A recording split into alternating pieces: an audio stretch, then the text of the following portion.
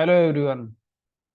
तो जैसा कि बता रहा था, जैसे सबने बोला कि आप दूसरा ट्रिप्टोफैन ओपेरॉन है, तो मैं कोशिश करता हूँ ट्रिप्टोफैन ओपेरॉन समझाने की।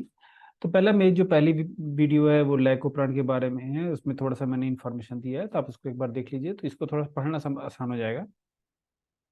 लाइकोप्रान तो लैक्टोज बेस्ड ओपेरॉन है, और वो इस बात पे बेस करता है कि ग्लूकोज नहीं है तो उसके लिए अल्टरनेट में लैक्टोज टूटता है ग्लूकोज में और उससे एनर्जी मिलती है। ये दूसरा है। ये यहाँ पे एकदम कहानी दूसरी है। यहाँ पे इस चीज को होता है, ये ट्रिप या ट्रिप्टोफान ओपरान है। इसका मतलब क्या है? ये एक्चुअली एमिनो एसिड्स होते हैं जो प्रोटीन का बिल्डिंग ब्लॉक बनाते हैं। जो प्रोटीन स्ट्रक्चरल यूनिट होती है, जैसे सेल में, या फिर मान लीजिए पूरा पूरी बिल्डिंग जो है एक सेल है। तो यहाँ पे एक कमरा है, यहाँ पे डीएनए है, डीएनए से आरएनए बन रहा है, आरएनए से प्रोटीन बन रहा है। तो अल्टीमेटली जो प्रोटीन बन रहे हैं वो स्ट्रक्चरल यूनिट बना रहे हैं, वो अलग अलग जगह बना रहे हैं, उसका ई टू एक एक स्ट्रक्चर बना रहे हैं। तो अभी टोटल 20 एमिनो एसिड होती हैं, कुछ और भी होती हैं लेकिन उसको छोड़ दीजिए। 20 है, उसमें 10 इसेंशियल है, 10 नॉन इसेंशियल, मतलब 10 की जरूरत है और 10 की जरूरत नहीं है। लेकिन इसको इस तरह से कहा था, जरूरत तो सभी की है, सभी इंपॉर्टेंट है। अब 10 ऐसे एमिनो एसिड्स हैं जो आदमी बॉडी में खुद बनती है, और 10 वो होते हैं जो बॉडी में बाहर से ली जाती है, भोजन के द्वारा ली जाती है। उसमें से जो 10 भोजन द्वारा ली जाती है और जो 10 बनती है, उनके बारे में बात है। उसमें एक ट्रिप्टोफान एक एमिनो एसिड्स है, और वो बॉडी के अंदर खुद बनती है। तो उसमें जो 10 आपके बॉडी के अंदर खुद बनती है, उसमें एक है ट्रिप्टोफान। इसका उपरान है, मतलब बाकी सब जीन मिलके इसके कैसे रेगुलेट करते हैं कि कब ट्रिप्टोफान एमिनो एसिड बननी चाहिए, कब ट्रिप्टोफान नहीं बननी चाहिए, उस पे ये कहानी चल रही है। तो ट्रिप्टोफान एक जस्ट एक एमिनो एसिड है, और ऐसे 20 एमिनो एसिड मिलके स्ट्रक्चर मिलके बनाते हैं। तो ट्रिप्टोफान क्या है? यदि बॉडी में ट्रिप्टोफान की सफिशियंट है, बहुत ज्यादा है, इनफ है, तो ट्रिप्टोफान ऑपरेशन नहीं चलना चाहिए, क्योंकि ट्रिप्टोफान बनाने की जरूरत नहीं है। तो अल्टीमेटली क्या होता है कि ट्रिप्टोफान जब बहुत ज्यादा रहता है तो ये ऑपरेशन बंद रहता है, क्योंकि ट्रिप्टोफान तो है ही, तो इसको बनाने की क्या जरूरत है? हालांकि लैक्टोज मेटाबॉलिज्म में जो लैक ऑपरेशन में वहाँ कॉन्सेप्ट दूसरा था, वहां पे लैक्टोज बंद नहीं रहता, वहां पे क्या है, ग्लूकोज से एनर्जी मिल रही थी, और ग्लूकोज नहीं है तो लैक्टोज से एनर्जी मिलने के लिए इससे। तो जब लैक्टोज कम होता है तब जब वहाँ ग्लूकोज कम होता है तब वो लाइकोप्रान चल रहा था। यहाँ क्या है कि ट्रिप्टोफान जब सफिशियंट है, खूब ज्यादा है, तो यहाँ पे ट्रिप्टोफान बंद रहता है, ये ऑपरेशन बंद रहता है। ठीक है, तो when tryptophan is sufficient high, तो ये ऑपरेशन ऑफ रहता है, जब ये लो होता है तो ऑन होता है। मतलब कहने का समझाने का तरीका है कि ये एक एमिनो एसिड्स है जो स्ट्रक्चर बनाने में मदद करता है।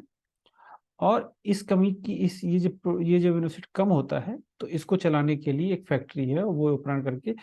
अब ये transcription, TRP E D C B E, ये 5 स्ट्रक्चरल प्रोटीन है। इनसे कुछ प्रोटीन बनती है, कुछ बायोसिंथेसिस होती है, अल्टीमेटली ट्रिप्टोफान एमिनो एसिड बन जाती है। तो ये क्या है कि 5 एमिनो एसिड से मिलकर स्ट्रक्चर बनती है, लेकिन इसमें कहानी समझाने की है कि ये कब होता है। ये तो बात समझ में आ गया कि यदि हाई रहेगा तो बंद होगा, कि जब हाई है तो मतलब हमारे शरीर के अंदर सफिशिएंट अमाउंट में है, तो हमको इसकी जरूरत नहीं है। अब इसमें समझने वाली बात है, यदि जब कम होता है तो ये ऑन कैसे होता है, और ये कैसे चार पांचों प्रोटीन बनती है। ये पांचों प्रोटीन बनेगी, बायोसिंथेसिस बनेगा, और उसका ट्रिप्टोफान बन जाएगा, वो कोई बड़ा इशू नहीं। लेकिन ये पांचों प्रोटीन क्यों बनती है, और ट्रिप्टोफान जब कम होता है तो ये ऑपरेशन क्यों ऑन होता है, ये इसकी कहानी है। इसमें अल्टीमेटली ये होता है कि जो ट्रिप्टोफान है वो क्या करता है कि ट्रिप्टोफान पे एक टीआरपी प्रोटीन करके एक रिप्रेसर प्रोटीन बनाता है। जैसे मैंने बताया कि रिप्रेस करता है तो रिप्रेसर प्रोटीन होता है। लेकिन लैकोप्रान में ये सीधे सीधे बाइंड कर जाता था, और लैक्टोज के प्रेजेंस में ये हट जाता था। यहाँ दूसरा है, ये रिप्रेसर प्रोटीन बाइंड नहीं करता। ट्रिप्टोफान के प्रेजेंट में इसमें कुछ चेंजेस होते हैं, और उसके बाद ये बाइंड करता है। तो जो डीएनए सीक्वेंस है उस पर ये ऐसे पड़ा रहता है, ये बाइंड नहीं करता। जब ट्रिप्टोफान इससे बाइंड करता है तो इसमें कुछ चेंजेस होते हैं, और फिर ये बाइंड करता है। लैकोप्रान में दूसरा था, लैकोप्रान बाइंड करता था, लैक्टोज के प्रेजेंट में इसको छोड़ देता था। यहाँ दूसरा है, यहाँ ये ऐसे बाइंड नहीं करता। ट्रिप्टोफान इसे बाइंड करता है, कुछ चेंजेस करता है, फिर ये बाइंड करता है। तो ये क्या, ट्रिप्टोफान के प्रेजेंस में ये ऑपरेटर पे बाइंड कर रहा है। प्रोटीन है, सॉरी डीएनए, ये ऑपरेटर पे बाइंड कर रहा है, जब ये ट्रिप्टोफान इस रिप्रेसर प्रोटीन से बाइंड कर रहा है। जब ऑपरेटर से बाइंड कर दे रहा है तो आरएनए पॉलीमरेज मूव नहीं कर पा रहा है, तो कोई प्रोटीन नहीं बन पा रही है, तो आगे कुछ बन नहीं रहा है, हमारे नहीं बन रहा है, प्रोटीन नहीं बनी, समथिंग कुछ नहीं हो रहा है। तो मतलब ट्रिप्टोफान जब सफिशियंट है तो इससे बाइंड कर दिया और ये प्रोसेस रुक गई। ये तो समझ में आ गई। और ये रेगुलेटरी रीजन है, क्योंकि रेगुलेट कर रहा है। रिप्रेसर है, रिप्रेस करता है, और ऑपरेटर पे बाइंड करता है, तो ऑपरेटर मतलब ऑपरेट करने वाला, तो ऑपरेटर पे बाइंड करता है, तो इस तरह से होता है। अब ये स्ट्रक्चरल जीन और रेगुलेटरी रीजन के बीच रेगुलेटरी रीजन के में ये दो मेजर रीजन है। रेगुलेटरी में जो रेगुलेट कर रहा है, अब रेगुलेटरी में जो ये टीआरपी एल करके एक लीडर सीक्वेंस है, उसमें एटेन्यूएशन साइट है।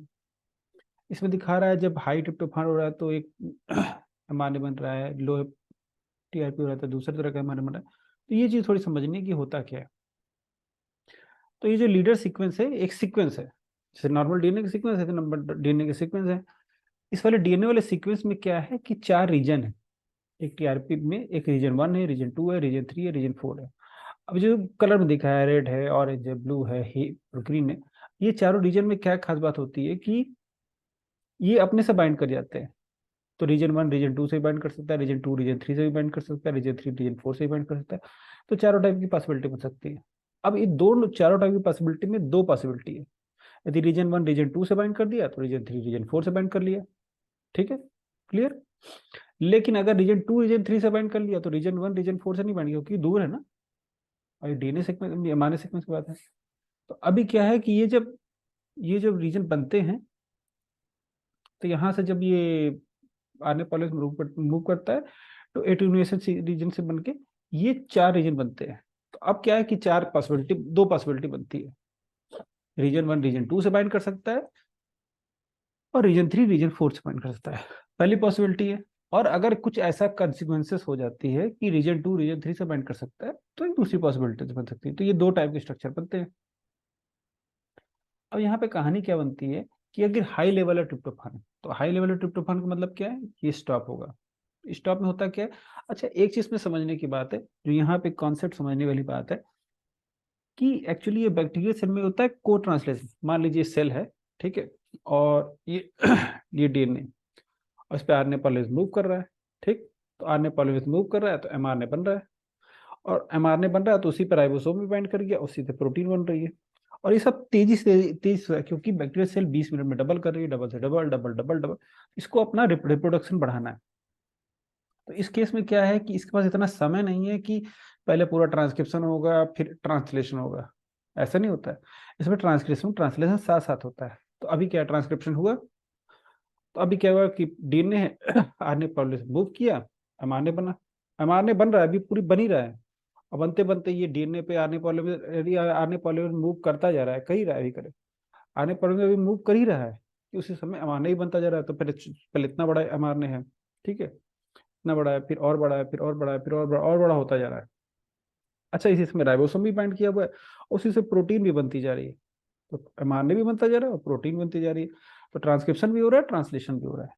अब बात समझ में आ गई। तो अब इस केस में क्या है, तो अब ये जो कंडीशन होती है, यदि हाई लेवल ट्रिप्टोफान है, तो हाई लेवल ट्रिप्टोफान जो पहला ये जो सीक्वेंस है, जो रीजन 1 बोला जा रहा है, जिसमें रहता है कि ट्रिप्टोफान के कोडान है, कोडान तो आपको पता ही होगा, ट्रिप्टोफान कोडान है, तो वो ट्रिप्टोफान एमिनो एसिड आके वहां बाइंड करते हैं, तभी तो वो जाके बढ़ता रहता है, क्योंकि ये से उसके प्रोटीन बनेगी ना। तो अभी क्या है कि ट्रिप्टोफान कोडान है, तो अब जैसे कि ये एमआरएनए है और ये राइबोसोम है, और राइबोसोम जबकि हाई एमआरएनए ट्रिप्टोफान अधिक है, तो जब ये राइबोसोम के अंदर ये एमआरएनए गया, जबकि ट्रिप्टोफान तो सफिशिएंट है, एबंडेंट है, तो तुरंत जाके कोडान हुआ और ये प्रोसेस।